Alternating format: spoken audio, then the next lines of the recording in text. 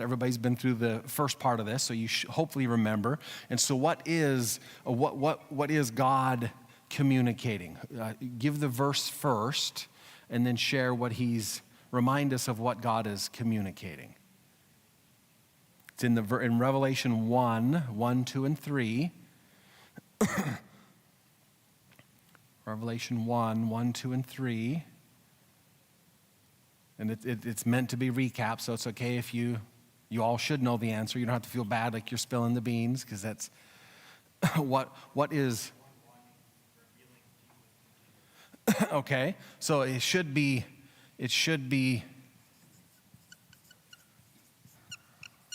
revealing Jesus. So meaning, when we'll put you in this position here, as the father of your family, if you were to show a picture to one of your boys, pick one of them.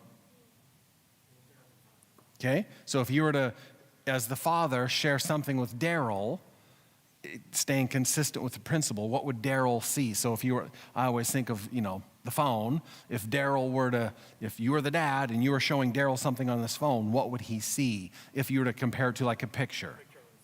Daryl would see a picture of himself. So in other words, God the Father is sharing something with Jesus, and what is it? It's a picture of Jesus. It's a picture of Jesus that everybody keeps seeing. So that should be what we would anticipate as we would go through the book of Revelation.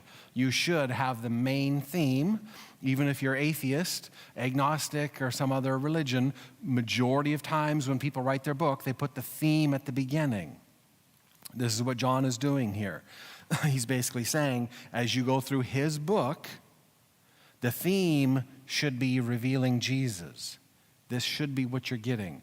As you get into all those wild, unique things like wow, and this and that, and battles and fights, and people die, and trees are burned, and 144,000, and trumpets, and all those crazy things, should be in some way, shape, or form either revealing Jesus, or what Jesus is trying to do, or what people are trying to stop Jesus from revealing. But as you go through Revelation, the overwhelming majority should have something to do with this.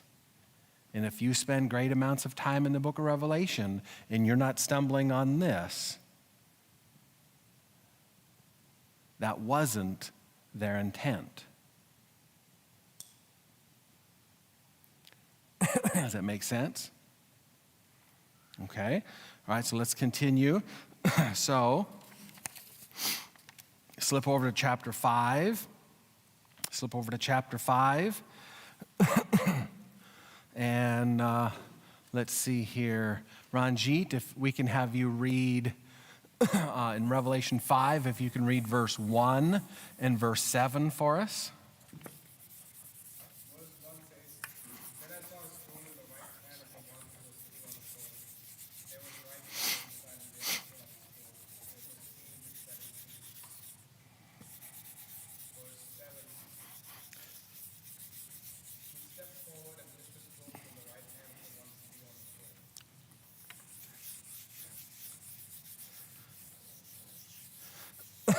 You read all of 7? Oh, I thought it was, okay, sorry. 1 and 7. Yeah, 1 and 7.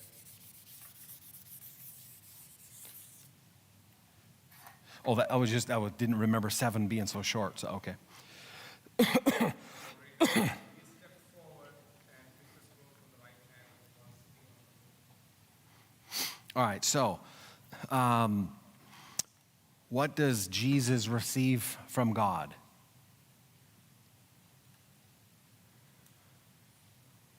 A scroll, okay? So in this scroll, here again, just as a little recap here, this scroll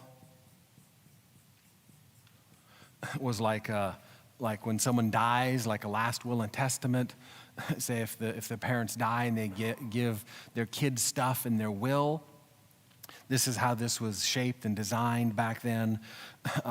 When it's sealed up with 7 seals, it was that's what they did when it was a will or something that the parents would pass on to their kids.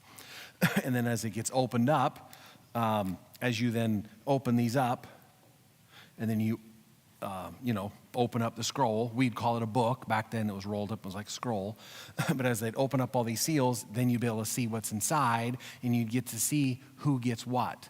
Oh, what did he give me? And oh, what did I get? Oh, I got the favorite chair, and oh, I got the hutch, and I got the china, and whatever. And so you'd see what's in there. So as this is opened, you get to see what's in there. But this is unique. Here it's a bit of a recap, so I'm going fast, but this was unique because usually when someone dies, it's the other people that get the stuff. Mom and dad die, the kids get the stuff. Grandparents die, the grandkids get the stuff, etc. In this case, Jesus died, but as a reward, God gives, because he resurrected, God the Father gives Jesus his own reward for having gone through it. So as Jesus opens this up, he starts to see what he himself gets. So Jesus sees what he's getting after having gone through what he's gone through. Yeah, Richard?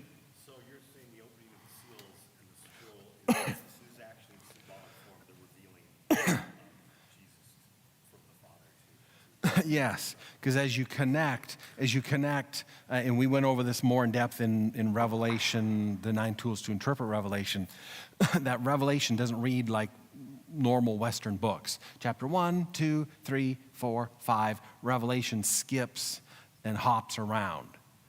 So basically, Revelation chapter 1, verses 1, 2, and 3 is the same as chapter 5. He's just expanding it. So when I wrote up here that the Father is revealing Jesus to Jesus, well, what's that mean? When you open this up, Jesus, because it's the same thing. In chapter 1, God's giving something to Jesus. Chapter 5, the Father's sitting there with the scroll, and who gets it? Jesus. And so as you start opening it up, saying now in chapter 5, verse 9 and 10. So let's go over to chapter 5, verse 9 and 10. And let's see here. Brian, can we have you want to read that one for us? And he sang a new song, saying, "Worthy are you to take the scroll and to open its seals. For it is slain by your blood to ransom people for God, from every tribe and language and people and nation, and you have made them a kingdom and priests for our God, and they shall reign on the earth." So we're not in the seals yet, but I'm just laying the backdrop here because he's already giving huge clues. And so what are the main principles coming out here of these verses? We'll give you first crack at it. Oh, Debbie, could you go open up that door? I didn't open up those doors for Mike. So what are the main obvious 3 kind of sets of principles in verse 9 and 10?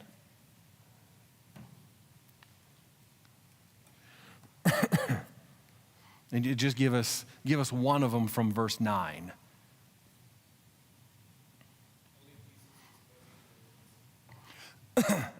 Okay. Jesus worthy to open. And why? Ranjit? Because he died at the cross, basically. Okay. Okay. His blood, etc. With his blood, etc., etc. All right. And so what's the second part? Somebody else? I'm going a little faster. This is recap for many of us anyway. And so because he died on the cross, that allowed him to do 2 things. And what's the first thing you stumble upon? He redeemed. Because of what he did on the cross, he redeemed, and this is super obvious, but he redeemed who or what? People. He's redeeming people. He's not out to save trees, though I'm for, treating our earth good. We live here, but he's not trying to save trees and rocks and water and mountains and the beach, and he's saving people. Okay, so with his blood, his death redeemed people. And Lien, you mentioned the other thing. Not only did his death save some people, but what else does it do? It turns those people into a kingdom of priests. Depending on your translation, you'll word it, you'll have different phraseology. But basically, because of Jesus' death, his death redeemed people, then he takes those people and he develops them and he turns them into an entire group, here he calls a kingdom, an entire group of people that are active. They use the word priests. And so if you're uncomfortable with women being priests, this is really uncomfortable for you, but this is what it's referring to. God makes a kingdom of people who are active. It doesn't say income, education, country, nationality. It doesn't say male or female. It just says if and I'm interpreting here in the rest of the Bible, but if you're accepting Jesus and you like what he did at the cross, you let him redeem you, he will turn you into someone who lives for him. You can word it different ways, but it's his job. If you like him, it'll be his job to turn you into something and someone who's active for him. Doesn't mean everybody's going to have a paycheck and be a pastor, but he will have you be active in a way that he sees fit. That's his job. Unless you tell him no, and then that goes right back up to here, then you basically have an issue with Jesus at the cross and telling Jesus no. That's not good in any relationship any more than if someone said, oh, let's get married, I think you're amazing, and you said no. Well, that's an issue with the relationship. Same thing here. It's not about works. It's about, do you love him? And if you do, then you say yes. So this is already giving a glimpse of what's in this scroll. Because Jesus died, hence this is a death certificate. But because he came back to life, there's certain things happening. And what's happening? This is giving a glimpse that in this scroll should be people that he is saving and people that he's turning into something he wants. Remember when Jesus walked the earth and some of his very close followers, the disciples said, oh man, if only you could show us just show us a little, just show us the Father. Oh, you've been there. We think you're the Messiah. If you just show us the Father, that would probably not, but they tried to convince themselves that would be enough. If you just showed us the picture, just show us the Father. And what did Jesus say? As good church people, you already know what he says. Jesus told him, if you've seen me, you've seen the Father. This is what Revelation is alluding to. When the Father showed Jesus a picture of himself, which is one of the reasons why it sounds so strange, of course Jesus knew what he looked like. Well, what is he getting at? This. What's in the scroll? Human beings that Jesus saved. So as you go through the book, you see a lot of Jesus, but as Jesus starts spilling off on you and rubbing off on you and redeeming you and turning you into his, in your own unique way, we're not God, I'm not saying this is strange, but I'm just saying in our own unique way, as you let Jesus more and more into your mind and into your life, in a unique way, the same thing can be said. When they saw Jesus, man, that reminds me a lot of the Father. And the more that Jesus grows in you, God himself, according to Revelation, forget your feelings. God himself in Revelation is trying to make the case that as the end comes closer to the end, there will be people who are so filled with Jesus, it's almost like we could say, when I see you, I'm getting a glimpse of what Jesus is like. And this should be what's in the scroll. Jesus doing this to people. Is this making sense? This is kind of a recap where we were, but about to springboard into new stuff. Awesome time for a relevant question if you genuinely have one. If you don't, that's okay, but does this make sense? Okay? This is where we're going. And has anybody ever used one of those typical, you get some wax, you melt it, you put it down and who's used one of those? All right, raise your hand high.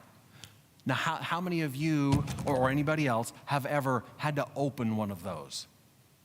So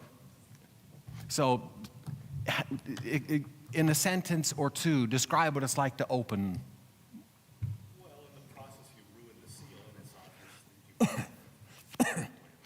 Okay. Very good. Anybody else? What was your experience when you opened one? You break the seal. Anything else?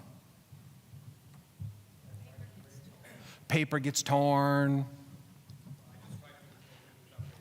You tried to open it without breaking it. Very clean, right? Okay. My grandma used to use some of these, so I opened a few myself. If you had a paper papyrus scroll and it had 7 of these on there back in the day and you were opening it, as we get into the 7 seals here shortly, a word that is used in every one of the seals, when you want to start getting into this and opening this one and that one and that one, and this happens.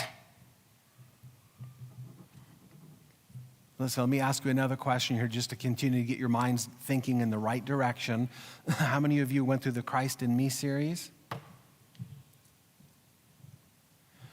This should be setting off some bells.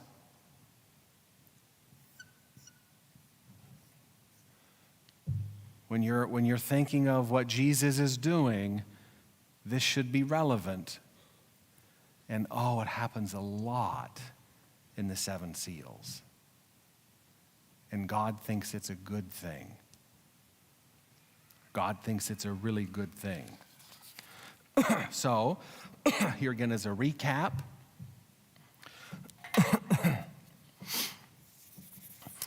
I'm going to think of the sanctuary here, because that happens to be how Revelation is organized.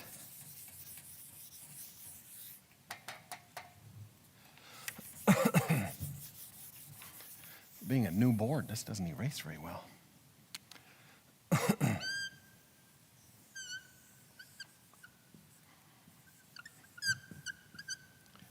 Okay, so here's the sanctuary.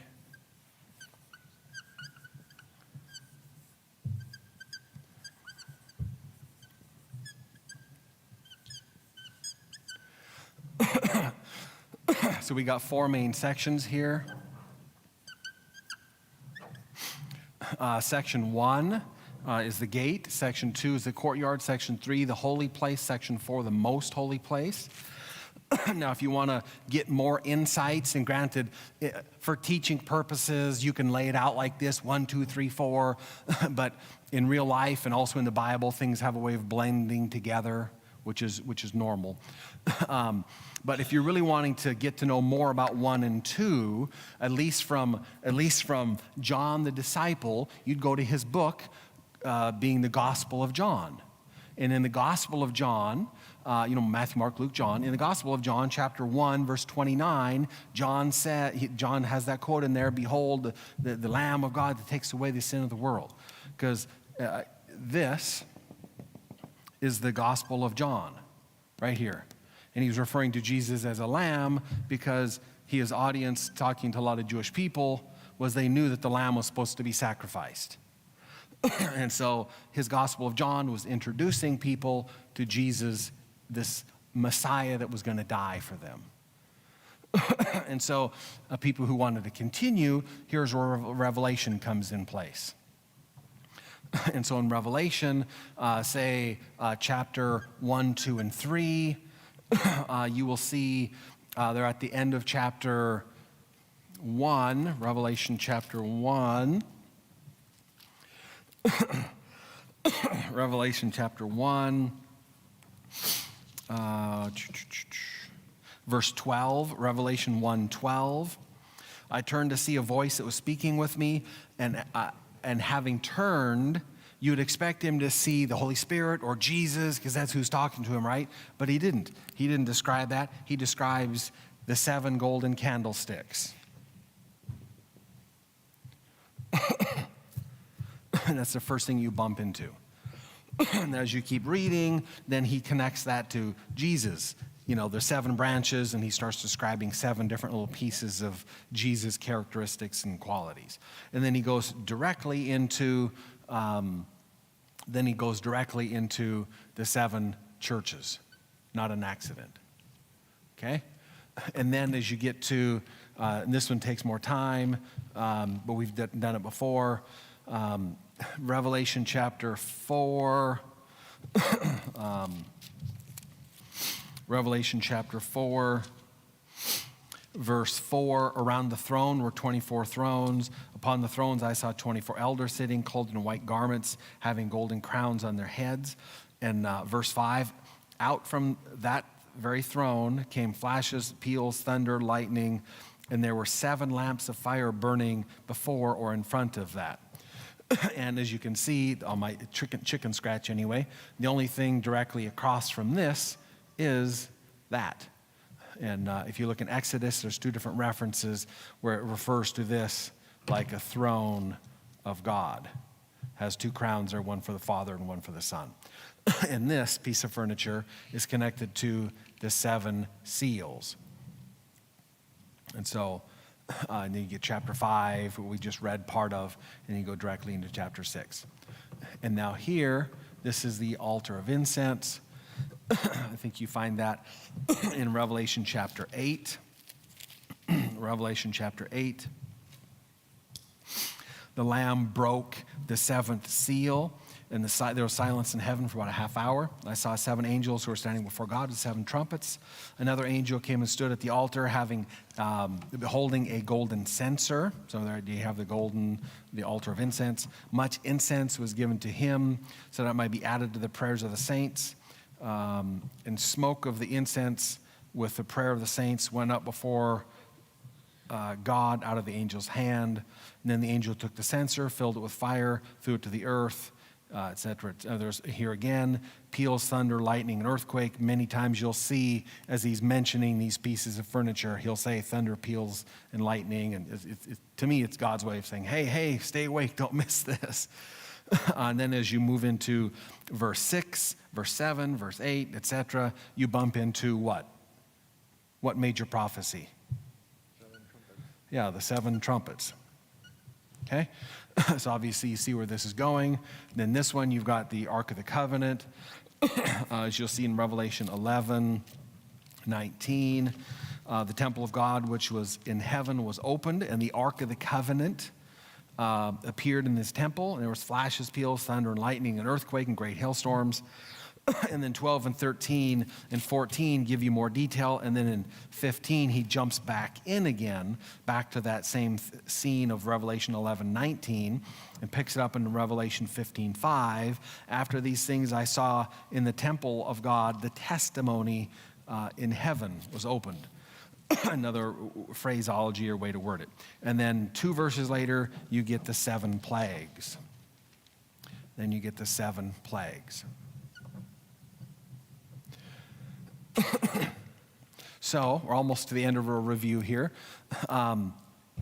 So if we were to think of, say, number 2, let's see here, Shaughnessy, how would you, in just a one word, a one short sentence, many ways to word it, however you're comfortable, how would you word what happens in number 2?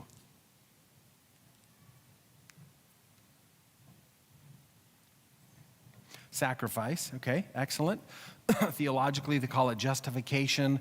Old Testament, all the animals died. New Testament is Jesus' death. And so this is a symbol of Jesus dying. And when Jesus died, we died. All right, number 3. And so number 3, let's see here, Jan. How would you describe number 3, the holy place? Becoming like Jesus. I like that. Okay, it's a good way to word that. Theologically, they call it sanctification. Your phrasing is becoming like Jesus. I like that because it's basically Jesus being resurrected in you. The Holy Spirit puts Jesus in you. Okay? And number 4, who'd like to give insight in number 4? What basically, in a word or a short sentence, what happens in number 4? In just simple terms. Glorification. Okay, so what most people think of it back here is the judgment. Okay? And so,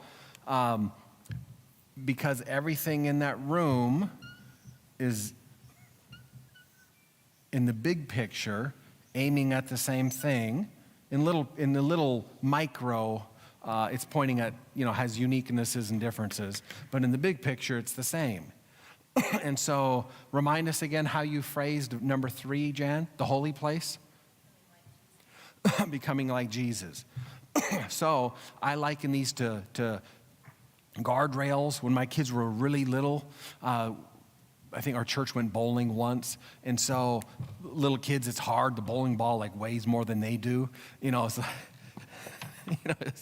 and so we put up those guardrails so it didn't go in the gutter every single time. and these are, God organized revelation around this, so when we're trying to interpret it, our interpretation didn't go in the gutter, so to speak. There's guardrails. So when you're studying about the 7 churches, if you know what the golden candlestick is supposed to represent biblically and spiritually, that's going to give you a clue on what this is supposed to be about. If your understanding of the 7 churches looks nothing like the 7 candlesticks, then you need to reevaluate. If your understanding of the 7 trumpets have nothing to do with the altar of incense, then you want to reevaluate. It might be fun, it might be wild, it might be crazy and end of the world and explosions, but it's supposed to have something to do with the altar of incense. And the same thing here. This table of showbread is connected to the 7 seals. In Revelation, God put them together on purpose as guardrails. If our understanding of the 7 seals gets too far off from the understanding of the table of showbread, we need to reevaluate. And Saturday, Ranjit, you had a nice way of phrasing that. If you were to think of the table of showbread, how did you remember how you put it? Yeah, growing in Christ, and this is food. There was, you'd mentioned food there, and because you got the 12 loaves for the Israelites, that they were supposed to, the priests were eating it, and this is a symbol of manna or communion, or Passover, is because this is supposed to be, and Jesus talked about it in John chapter 6, how they were just so impressed by their family tree and Abraham and manna, and he said, hey, I am the manna that fell from heaven. This is supposed to be Jesus. This is why they call it the bread of presence, because this is God's presence here. Jesus, life given for us. And so the seals are supposed to be about having Jesus stuffed in you, just like if you are stuffing yourself with food, and you internalize that food and you put all as much food in you as you can, as my kids say, oh, I'm Thanksgiving full. When you're so full from Thanksgiving, and Jesus wants us to be that full of him. And that is what the 7 seals are supposed to be about, is getting filled with Jesus. And that's unfortunate. It's another topic for another day, and mainly fairly irrelevant because we can't do other people's thinking or change the past. But it's unfortunate that you and everybody you know, I would imagine, or 99%, never realized that the 7 seals had anything to do with getting Jesus stuffed into your brain. If you talk to 20 of your friends, any denomination you want to pick, including your own, I would guess none of those 20 would say, oh, those 7 seals are all about Jesus. How did you put it, Ranjit and Jan? Growing in Jesus. I would imagine none of those people would say that had to do with growing in Jesus.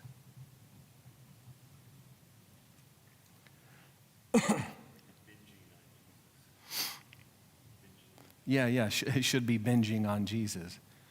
But people come up with other things.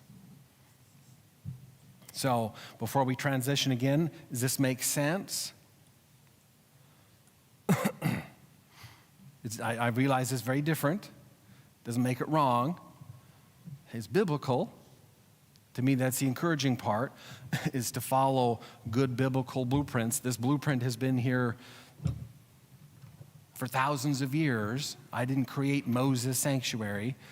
And if this is lined up in Revelation, it's just way too accurate for it to be an accident.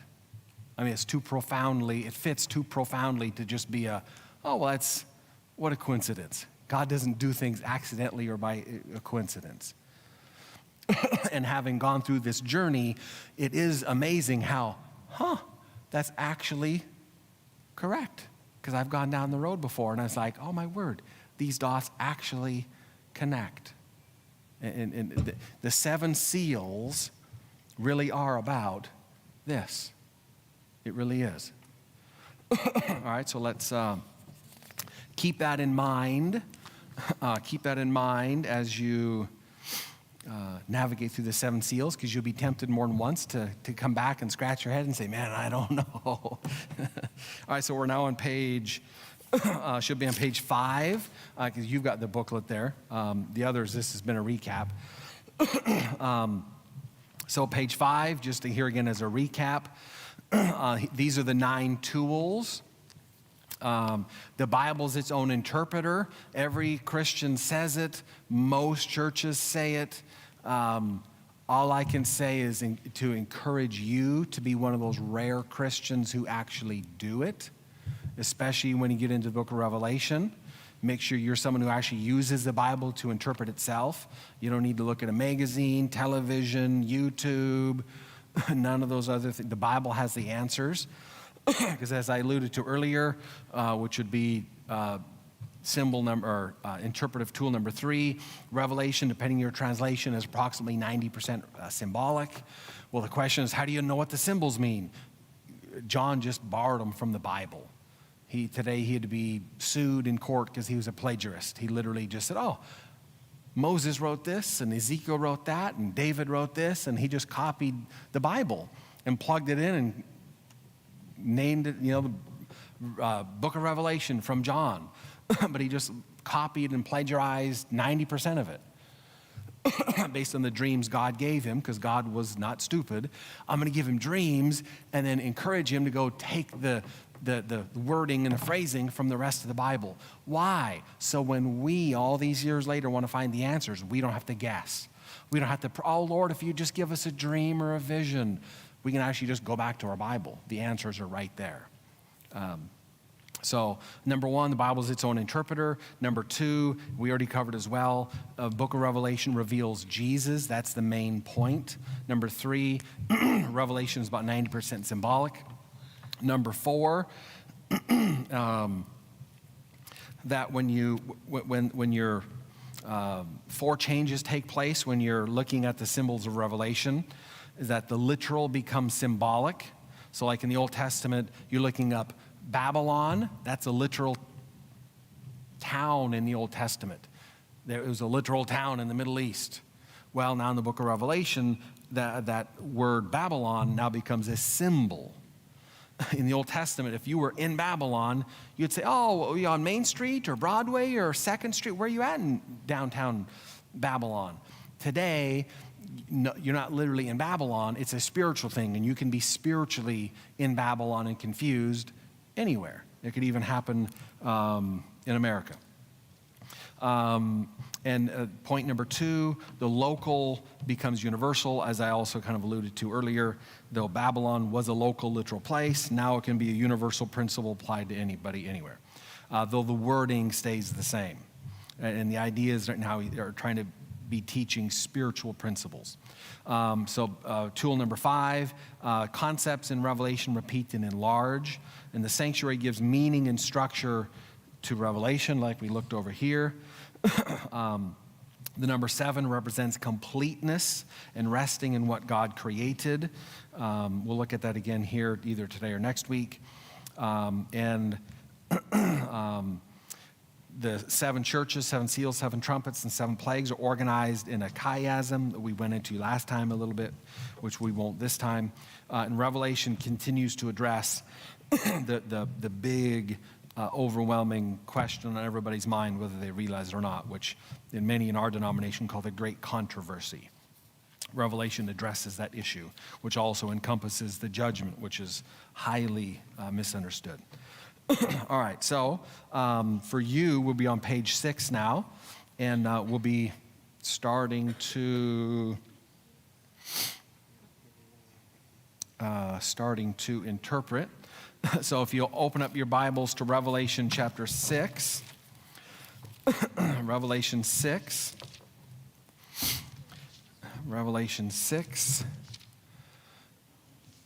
and Janet, if you could read verse 1 and 2 for us. Revelation 6, verse 1 and 2.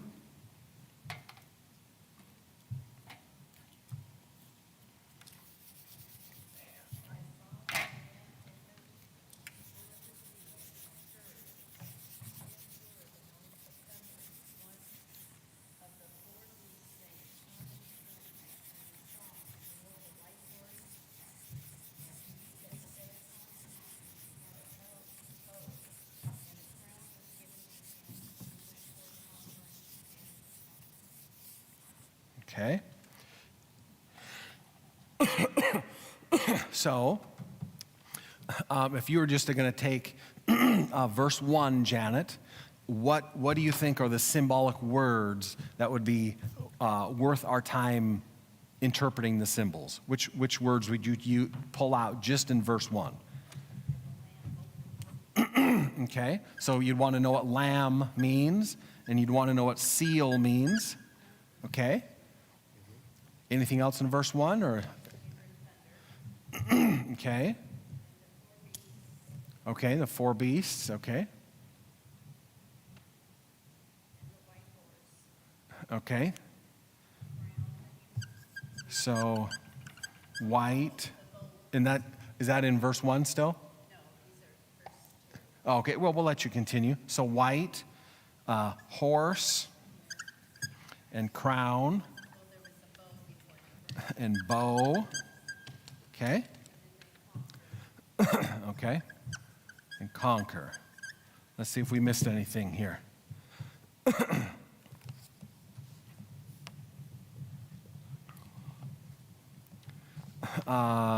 Anybody see something else?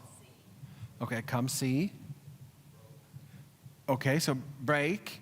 Okay, it could be a possibility. Yeah, she mentioned those. Okay, the living creatures. Yeah, the 4 beasts, 4 living creatures. Okay, the first of the 4 is a lion. You'd go back to Revelation chapter 4. So in chapter 4, Revelation 4, verse 7, Revelation 4, verse 7, the first creature was like a lion, the second a calf or an ox or a cow, depending on your translation, the third one the face of a man, the fourth one the face of an eagle. Since this is the first seal, I'm going to put down the first living creature, and that's a lion. Okay? So anything else here? When it's a seal, okay, so the word 7, okay, because it's the 7 seals, and the 7 seals were, it was about a scroll. Your translation may say book. Okay.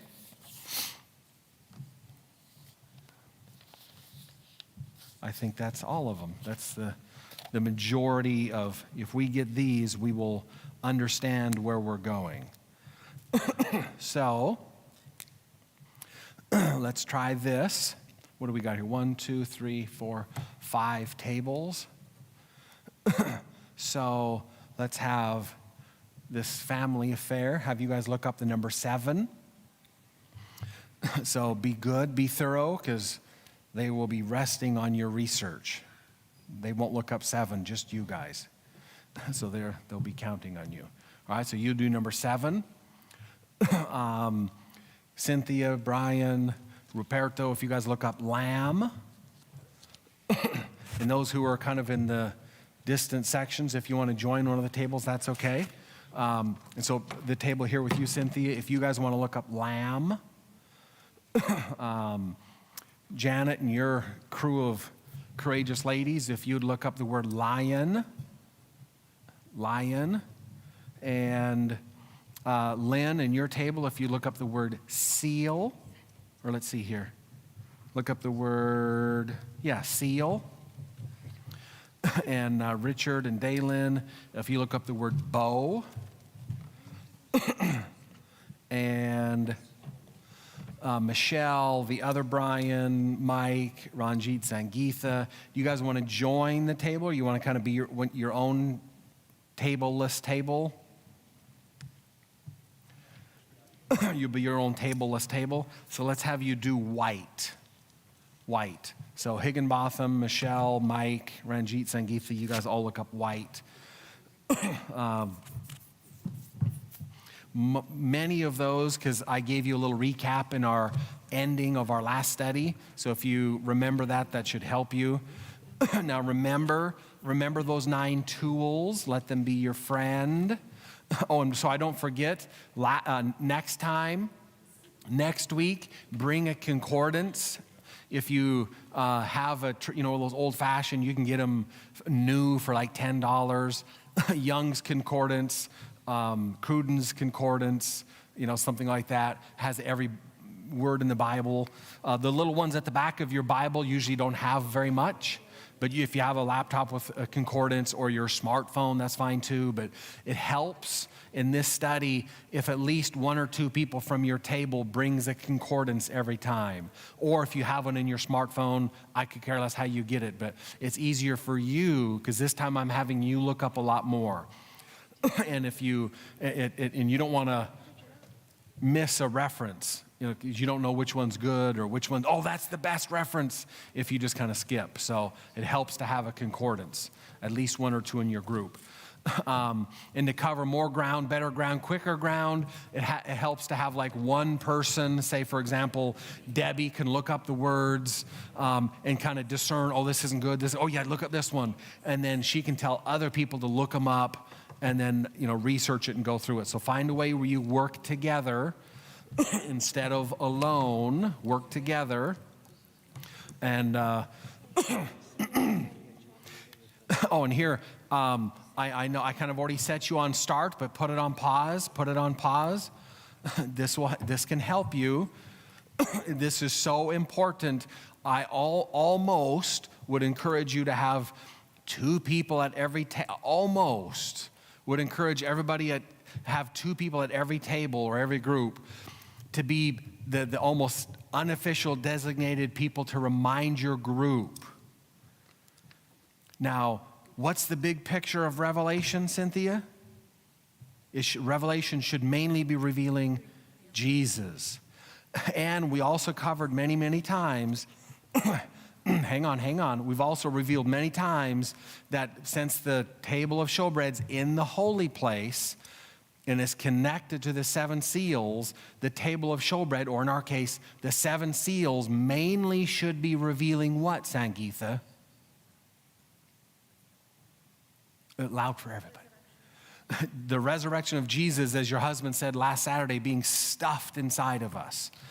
So when you're looking up some of you are looking up 7, some are looking up lamb, lion. Keep that in mind. When John used these words to describe seal number 1, he had that in mind. So interpret the verses you're finding, interpret them through that lens. Interpret them through Jesus' death and resurrection, and Jesus being stuffed inside of you. That's the lens you should always be reminding yourself in the group. Where am I seeing Jesus or having Jesus pull other people into himself, et cetera, et cetera. So, all right, so hop at it.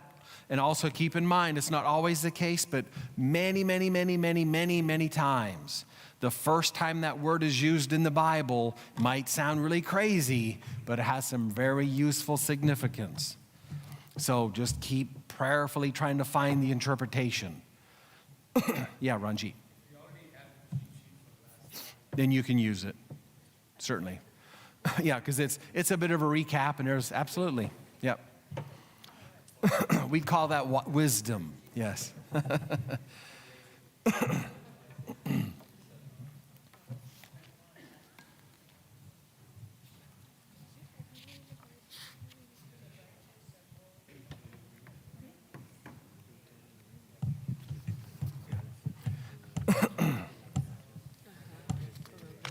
And we're on page 6, if you're wanting to.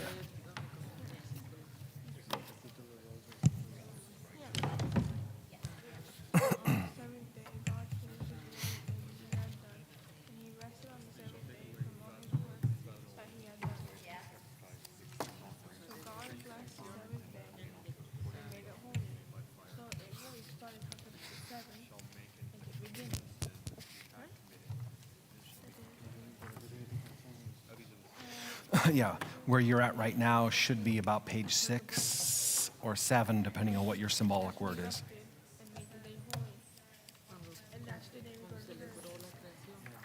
Mm-hmm.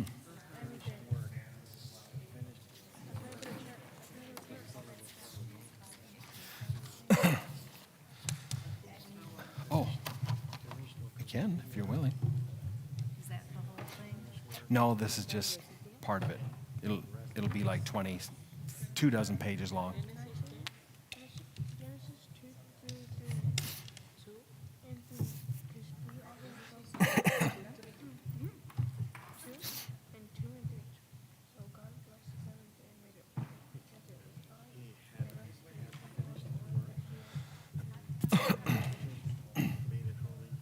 What are you guys finding so far on 7? Okay, very good. You guys should remember this from the last time as well. Okay. It's coming back. Yeah. Good. Yes. And he had completed his work of creation. Okay. Completed his work and was resting because his work was complete. Excellent. Okay. God did the working, Yes. not them. God did the work. Then there was resting because it was complete.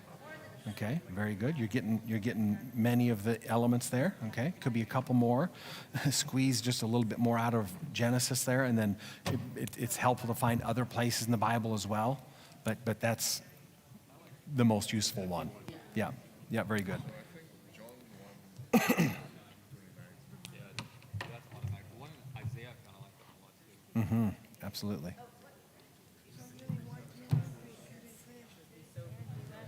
Your adversary, the devil, is a roaring lion walking about, seeking whom he may devour.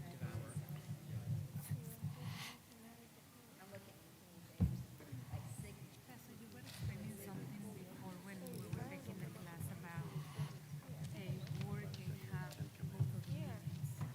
Yes. The good and evil. Yes. Yep.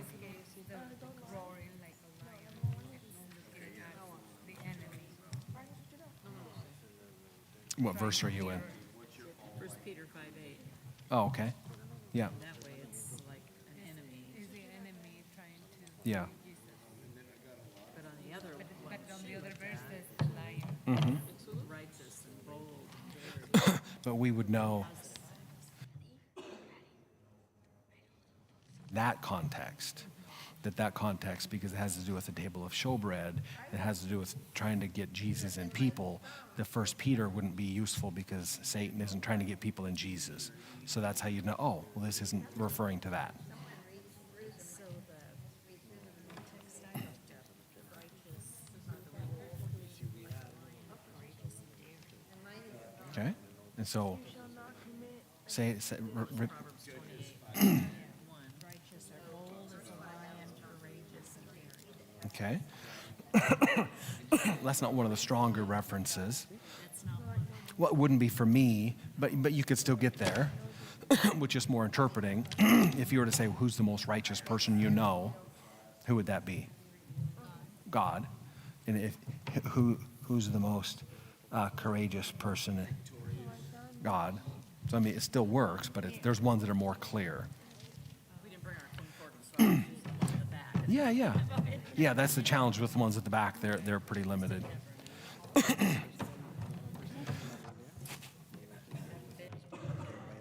Genesis 49. Genesis 49, where he talks about Judah is like a lion, which happens to be from the tribe of Judah, one of the 12 Israelites, et cetera, et cetera. That's the first time it's mentioned in the Bible, would be useful. Okay. How's this table coming along? What's 17. Oh, yeah, you're limited. What are you coming up with so far? This whole chapter 6 is talking about seals. Oh, Revelation 6, yeah. Also, You shall not speak at command. Mm-hmm. Have you guys found any references for seal outside of Revelation 6? Yeah, no, we told. No. On Exodus. like some of the No? kings did some kind of a decree and seal. They did, lots. Yep, and Daniel and Esther and Daniel and yeah, you guys haven't found any of them yet, though. Is that what I'm not scolding, just asking? Is it your group hadn't found any yet? You're supposed to find verses where you can find the word seal, and then use many of them, put them together so that we all know what it means when we're talking about the seals. John 3, how it correlates, but he that hath received his testimony has set his seal that God is true. I mean, there's a seal. Okay. Or seal and signet. Yeah, depending on your translation, it'd be seal, signet, sign, even mark. But I mean,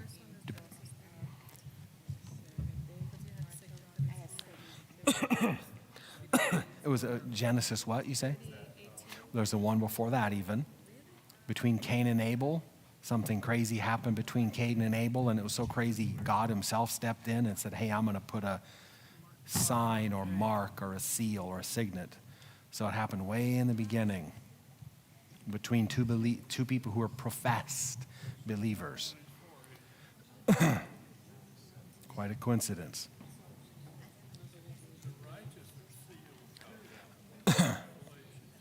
Well, but we need to find references outside of Revelation to interpret the Revelation. Yeah.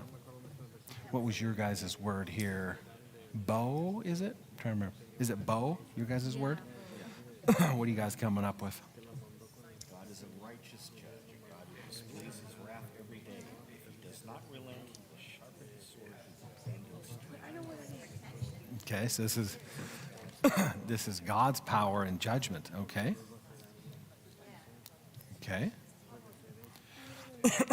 That's good. Find some more, because there might be some doubters who are thinking, oh, God wouldn't do that, so find some more. Find some more, but that's good.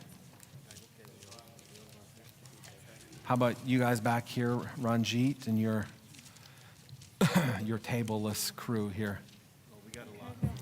You got a lot. Well, you should, because you guys have all been through this. So, all right.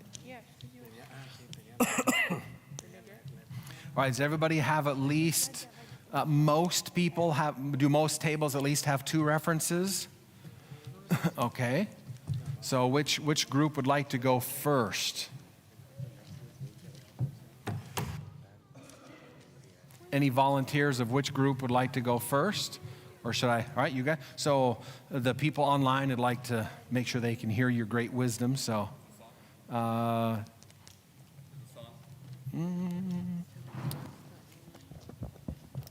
it is. Just a delay. Can y'all hear me? All right, so we have Lien. All right, so we're looking at lamb. We're looking at lamb. So we click on 5 verses Yeah, give us your verse first, and then read it, and then give us your insight. All right, shh. John 1:29. Okay? The next day John saw Jesus coming toward him and said, "Look, the Lamb of God who takes away the sin of the world." Okay? And your table's interpretation of John 1:29 is the Lamb is Jesus. Yeah, it's pretty obvious. Okay? Okay? We like Isaiah 53:7. Isaiah 53:7. He was oppressed and afflicted, yet he did not open his mouth. He was led like a lamb to the slaughter, and as a sheep before its shearers is silent, so he did not open his mouth. Okay? So Isaiah 53:7 again obviously is Jesus. It's pretty obvious. Okay? We'll take one more. It's pretty obvious, but yeah, at this point, but if you'd like, you can hit us with one more. Revelation 21:22.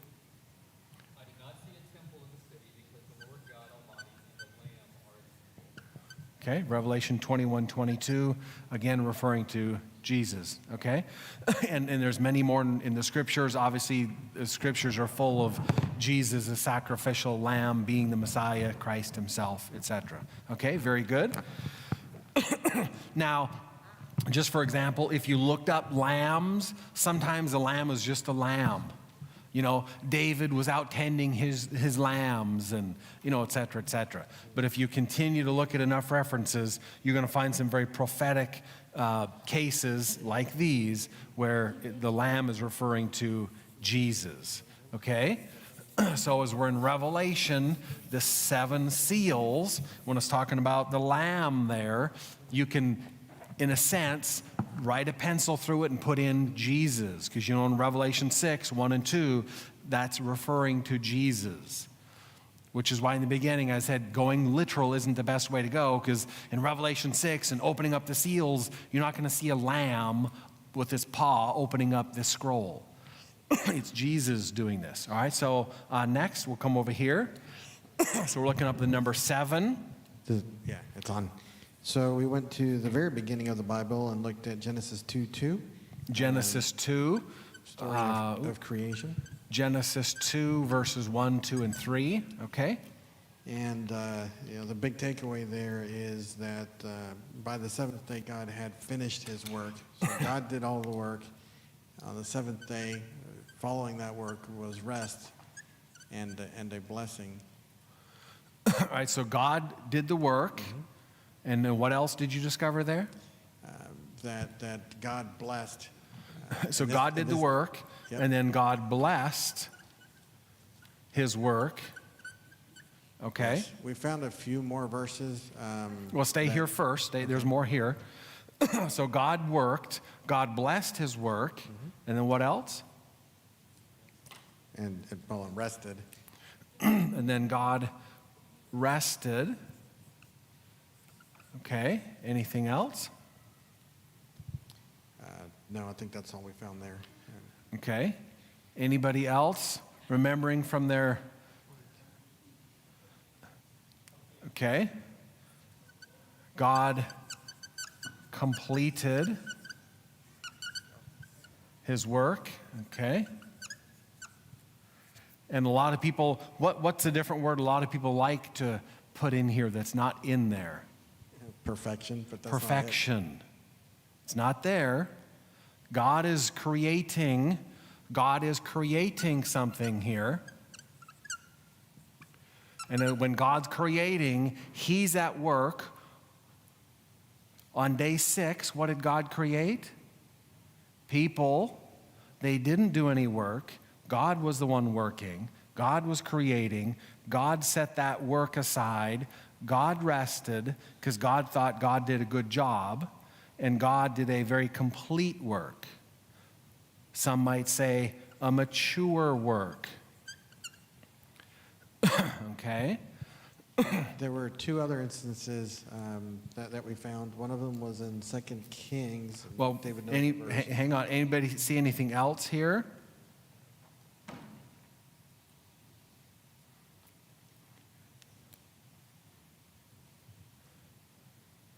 There's a big fancy word that's often used here. What did God do with this number 7? Made it holy?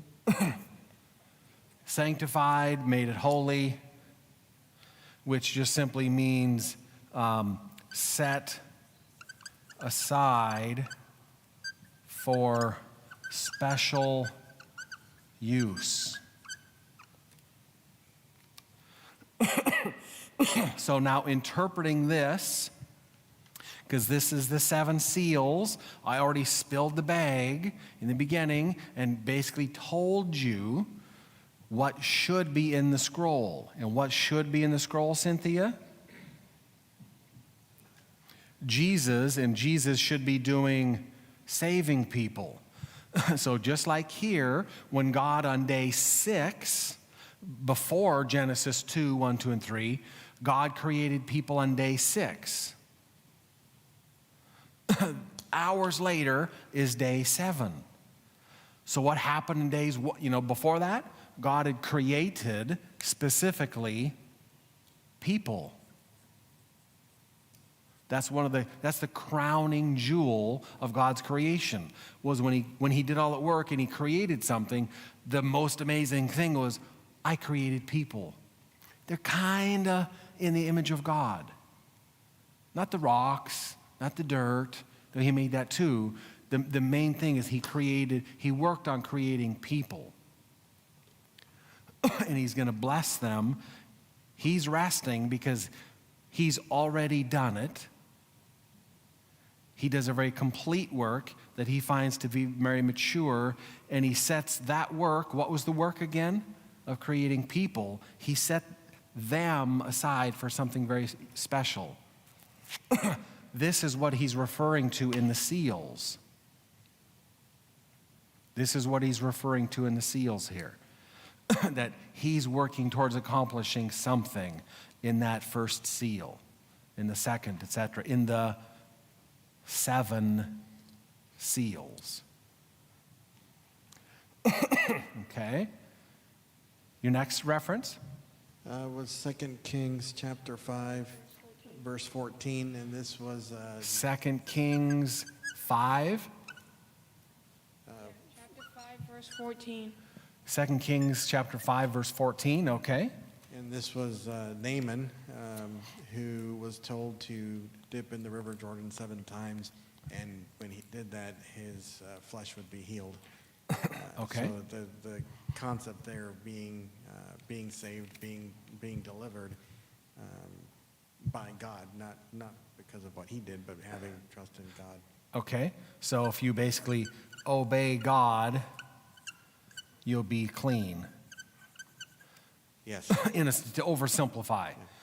This is that fun little kid story where basically, that the enemy of God, because that's what sinners are, they're enemies and they're unclean, and he came to God, and God said, hey, if you just simply, through the prophet, hey, if you just get in the water, dip 7 times, you'll be clean. And his initial response was what? What was his initial response? There are rivers in my own country. That's a terrible idea. Me, myself, and I have better ideas than God, and he just started to go way off into little selfish land. But it was people that were close to him that said, hey, time out. God's not asking for anything crazy here. Just listen and obey and be glad it's not hard or complicated. And he finally came to his senses and said, okay. And what did God do? God made him clean. Same thing, as you go through the 7 seals, God has a plan. If you want to end up in a good place, as crazy as God's plan might sound, just like it was with Naaman, if God has a plan, our part is to hear and say yes and let God worry about the results, just like in his case. Okay, all right, so next reference. There was another one there which I think is really interesting because it sounds related. That was Joshua 6, chapter 6, verses 2 through, I think, 5. And that one's the story of the fall of Jericho. Interestingly enough, they were to go 7 days, and on the seventh day, walk around the city 7 times, and at the sound of the trumpets, God gave them the victory. Yeah, so this is Joshua 6, verse 2 through 5 is where you're zeroing in. Joshua is also an amazing book for the trumpets because they were hence blowing the trumpets. His story in Joshua and the 7 trumpets are just like mere images. It's amazing, but it does work here too. And so in Joshua 6, verse 2 through 5, the people were supposed to be, what were they doing for most of those days? They were away. They'd come and march in silence. They were around the basically city. silent, They'd not go doing back to their anything. camp. Okay, which is consistent with this. When God created people, what did Adam and Eve do to help God and contribute? Nothing. When God wanted to conquer a real big problem, what did they contribute? Nothing. Okay, so then what happened is they were just marching and following God, hearing and following God quietly. Then what would happen? Then on the seventh day, they would do that 7 times, and then the priests would blow the trumpets. Right? I think that'll be fun to get into when we get to the Okay. trumpets. So then there was, similar to here, they heard what God said. They said, okay, and God, in 2 Kings, brought them cleanness. In Joshua, brought them victory. Okay? So here again, just it's almost like the little kids game where you have 100 dots and you have to connect them. We've only connected a few dots, but here's another dot where the first seal should have something to do with hearing God saying, yes, he will make you clean, and he will do the working, he'll do the creating, and he'll bring victory. Okay, so sounding consistent so far what the Lamb is going to do, okay, through these 7 seals. All right, so pretty clear. All right, very good. Janet, your table. What's something you guys come up with here? And your word was lion. Lion.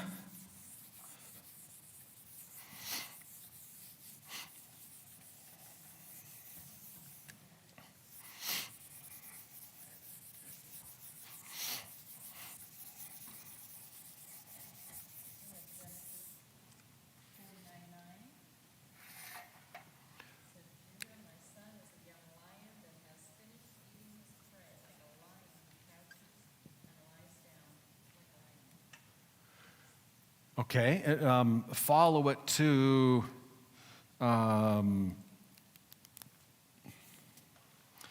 to verse 13. You'd find some more gems there. Genesis 49, verses 9 through 13.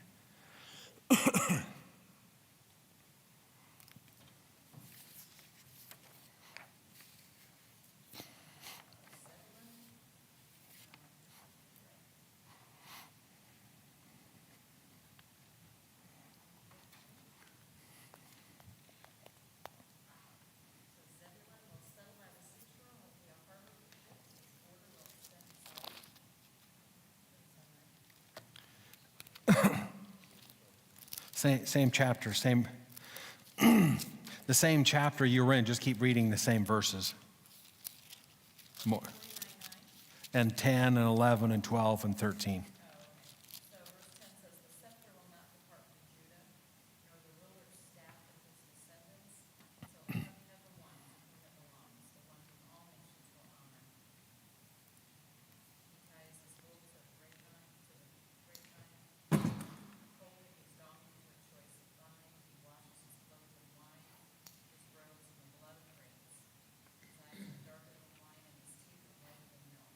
Okay, so what are the symbols that your group could have pulled out from this one, or should have, or did, or what would you pull out from this one? This is the symbol of the lion.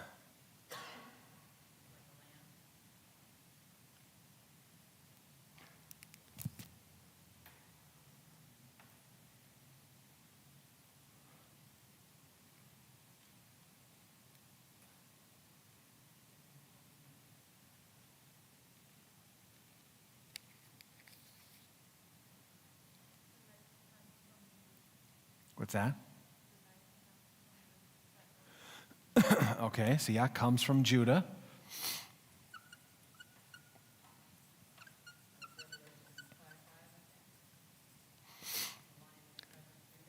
Yeah, it's where John gets it from in Revelation 5:5. Okay, and he should be getting some more from this though.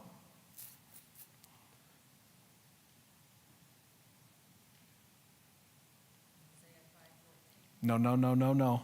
There's plenty of mischief left in Genesis 49 before we move on. Anybody else see anything to help him in Genesis 49?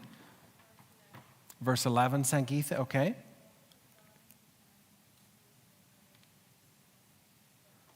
Okay, and so what's that mean to you? This is a reference to Jesus what? A reference to his death, the grapes, his blood, etc. Okay. Anybody else? Anything else here? And that was verse 11 you were referring to, Sangeetha? Okay.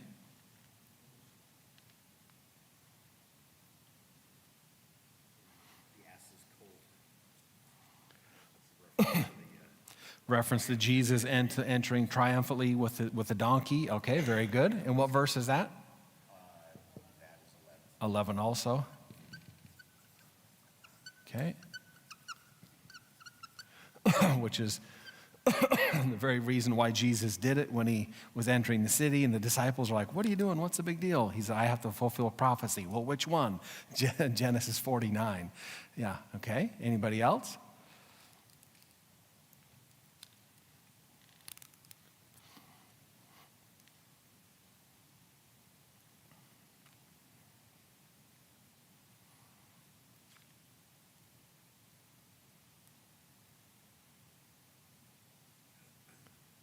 Maybe something in 10 or 12. No, not yet. We've done a good job of avoiding it. This is amazing. It's talking about the coming of Jesus, and unto him shall the gathering of the people be. The scepter shall not depart from Judah nor a lawgiver from and unto him shall the gathering of the people be. They're talking about Judah's descendant. Okay, gathering to him, referring to his rulership, etc. Okay, anything else there in 10?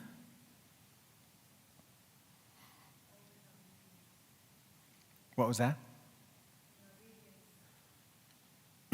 read how your translation reads 10.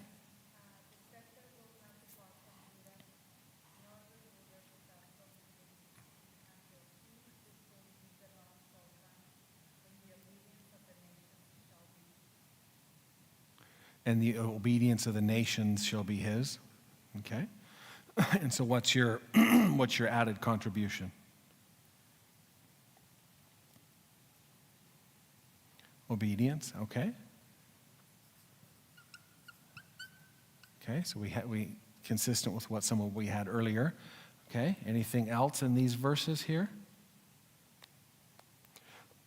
Say in verse 12 that hasn't come out yet.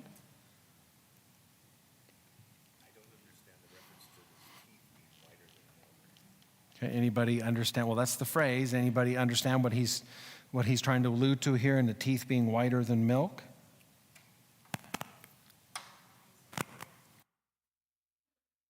What's that?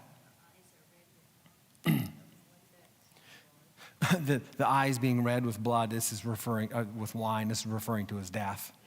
Just like when you crush grapes, all the juice and life come out of it. When they squished Jesus, his lifeblood came out of him and saved us. Right.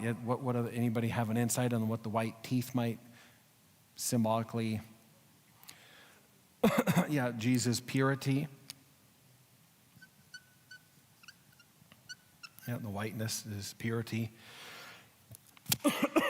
What he's saying, hence the teeth, the words he's sharing with people are life and righteousness and purity, etc. And the life-giving words, because he's going to share words of perfection and purity and life with you so you can have pure life that comes from what he speaks and teaches.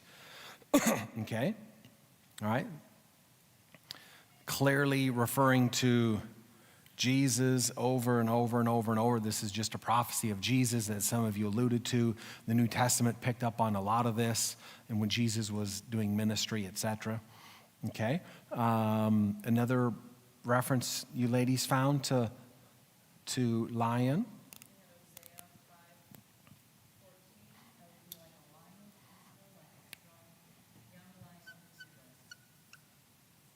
Hosea 5:19, you say?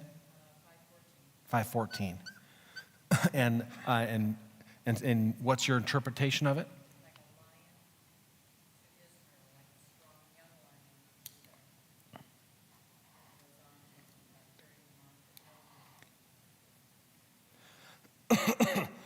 And so what's your...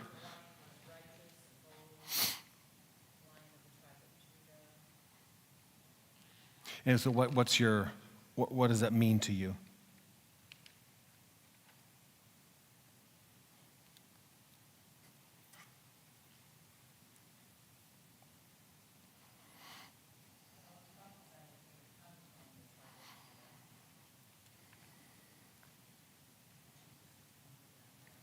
Okay.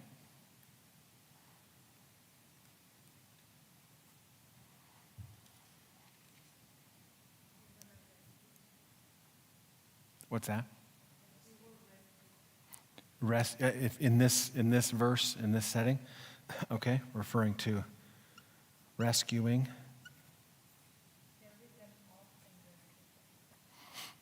Okay, carried them off and rescued them. Okay, very good. All right, is there another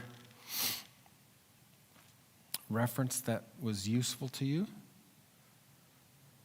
I think earlier you mentioned Revelation 5:5, connecting these dots, obviously, Lien from the tribe of Judah that opened the scroll, etc., that you mentioned earlier, Revelation 5:5. Okay, so obviously John himself in Revelation connects those dots that this Lien is Jesus. Okay. And obviously it helps to check the context. As Kate was talking about in her group, there are a few references. I think one was in 1 Peter chapter 5, verse 9, something like that, where Satan was referred to as a roaring lion trying to devour people. And so depending on the context you read, obviously makes it a big difference, because if we're talking about the 7 seals, where when the seals are being opened, is trying to help save people and reveal Jesus. Well, we know as Christians, Satan doesn't bring people to Jesus and reveal Jesus and get people to grow. So depending on your context, it kind of makes it clear. If you're looking at a lion, is it simply, oh, here's just a lion out in the wilderness?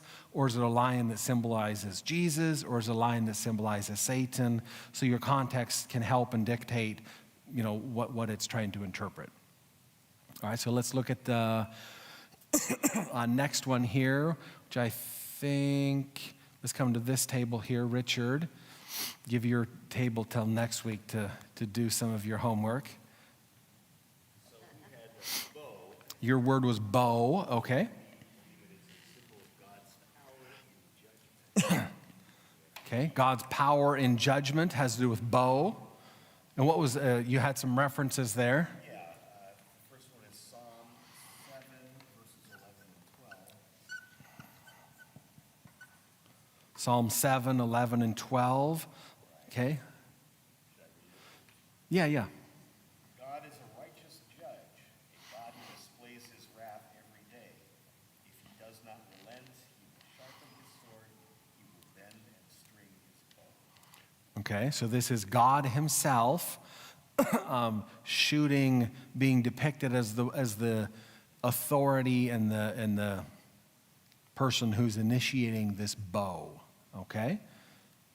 And also Psalm 21, verses 11 and 12. Psalm 21, 11, and 12. Okay? Though they plot evil against you and devise wicked schemes, they cannot succeed. You will make them turn their backs when you aim at them with drawn bow. Okay. Okay, so once again, this is people who are not in the right place, who are not making good decisions. So Jesus, symbolically with a bow, is trying to get them to change, so to speak, okay? And the third one is Lamentations 2, verse 4. Lamentations 2:4, okay? Like an enemy, he has strung his bow. His right hand is ready. Like a foe, he has slain all who were pleasing to the eye. He has poured out his wrath like fire on the tent of daughter Zion. So this is the idea of righteous judgment. Okay, so God's, again, Lamentations 2:4, God's righteous judgment on people. Okay. Okay, very good. Very good. Let's see here.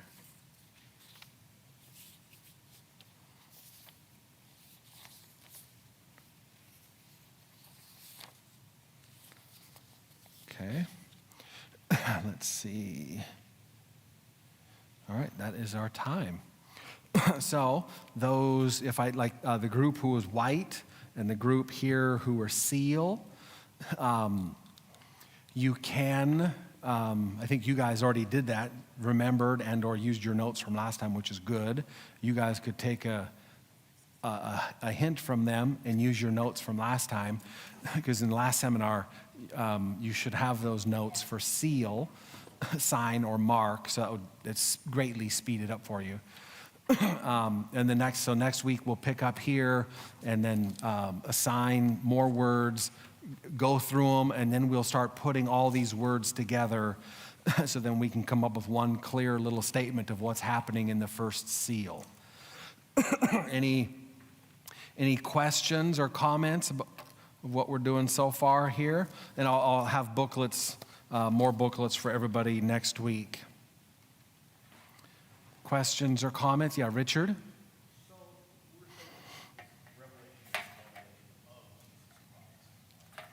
Christ. But the very next sentence says, which God gave unto him to show unto his servants things which must shortly come to pass. Couldn't some people point to this and say, yes, it's a revelation of Jesus, but the main point of it is prophecy? Some people want to argue that. Revelation of Jesus and prophecy is an important part. Yeah. Obviously, say that again for evangelistically so everybody can hear you here. Well, yeah, many people feel that Revelation is mainly about prophecy, and I think where they get that is in Revelation 1, verse 1. It says, the revelation of Jesus Christ, which God gave unto him to show unto his servants things which must shortly come to pass.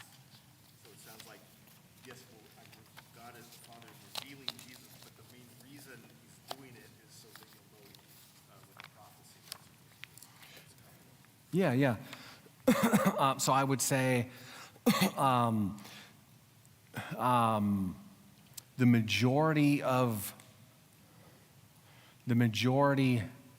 how would I put this clean but clear?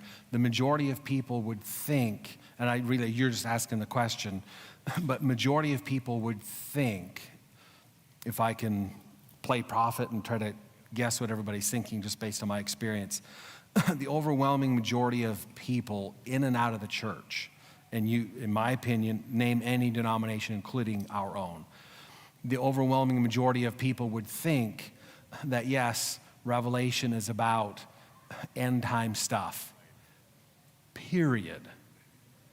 That's what I've always heard it. That's what the majority of all of you have heard. That's the majority of what all the people you know have heard in or out of the church. To say it in a silly way, the book of Revelation is about just crazy stuff that happens in the end. And so if we were to say, well, Revelation is about the stuff that happens in the end, I would say, okay, what's that mean? There's a big difference between what is stuff.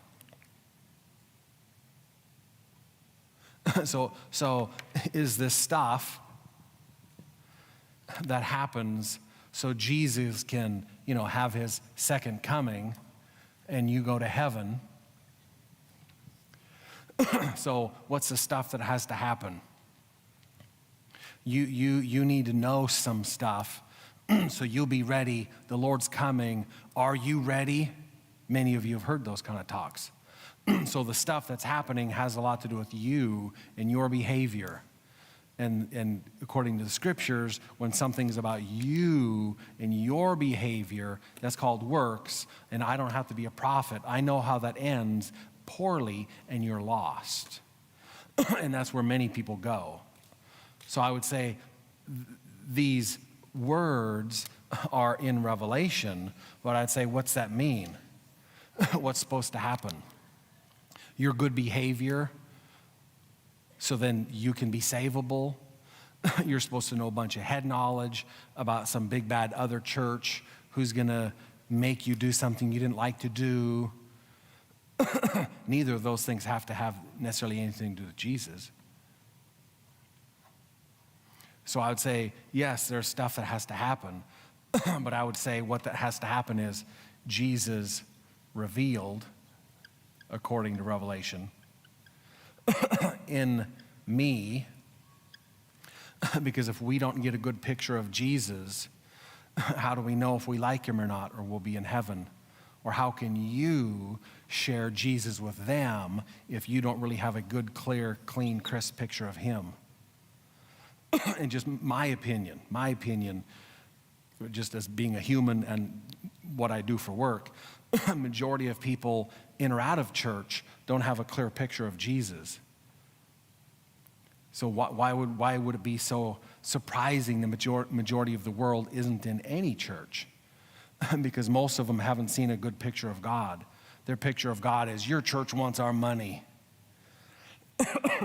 And your church picks on people, and you're in, on and on. Well, that's not what God's about. And so if people are getting the wrong picture of Jesus, we're not getting anywhere.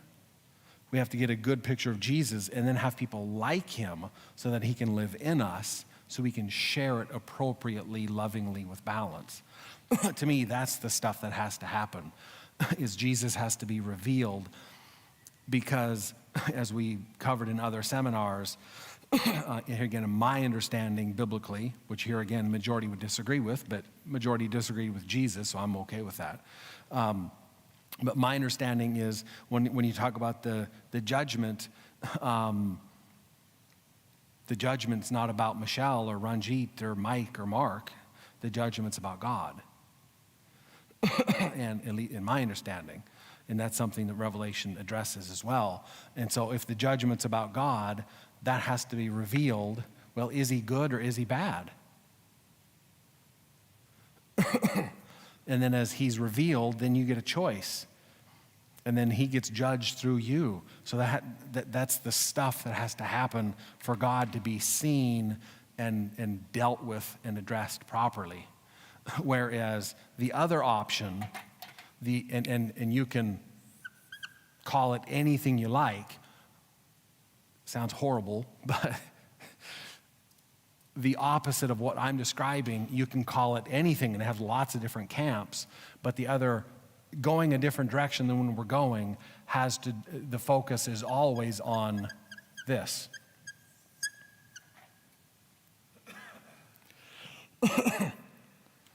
When you dust it off and get to the actual, in my understanding.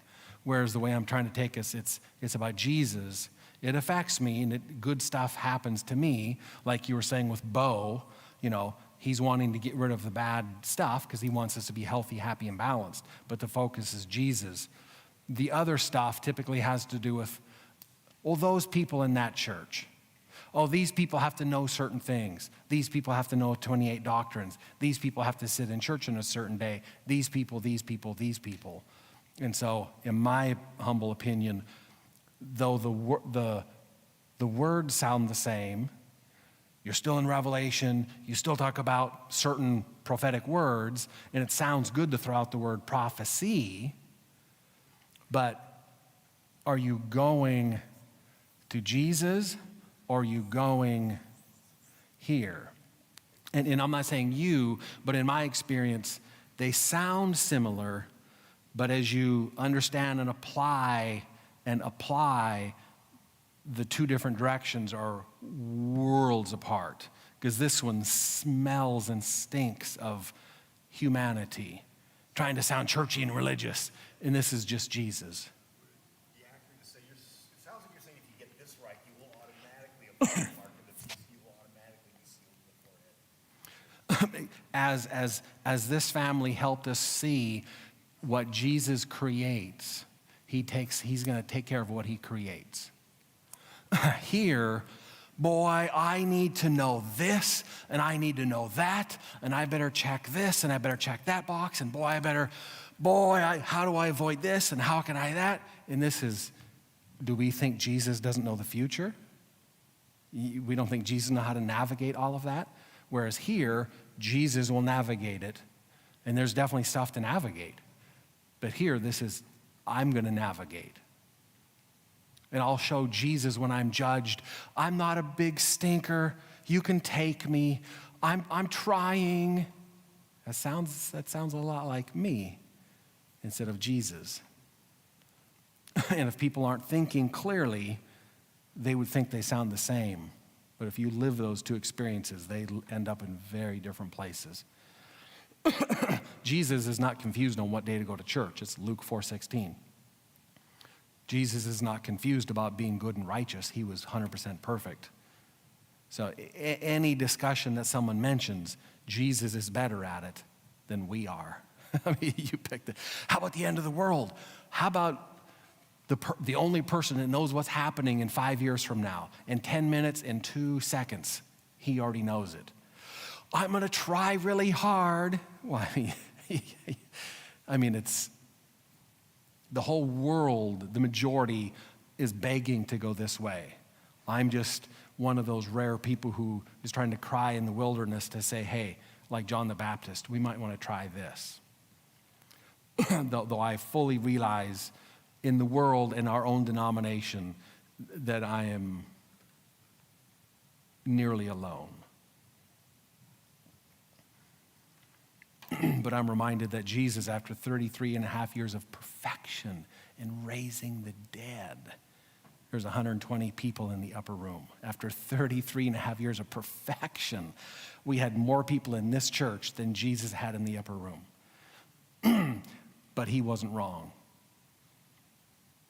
And so just because the majority of people want something else other than Jesus doesn't make it wrong.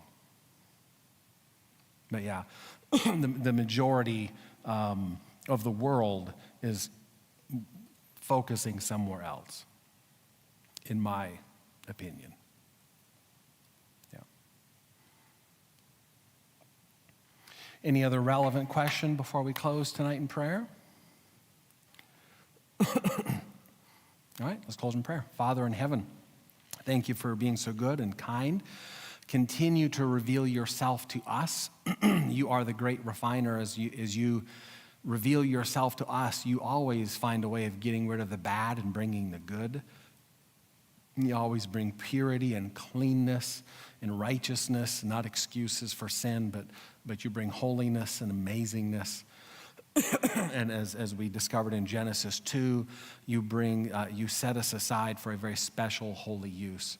And we pray that you would do that. You'd continue to live in us and through us for your glory and for our privilege. In Jesus' name.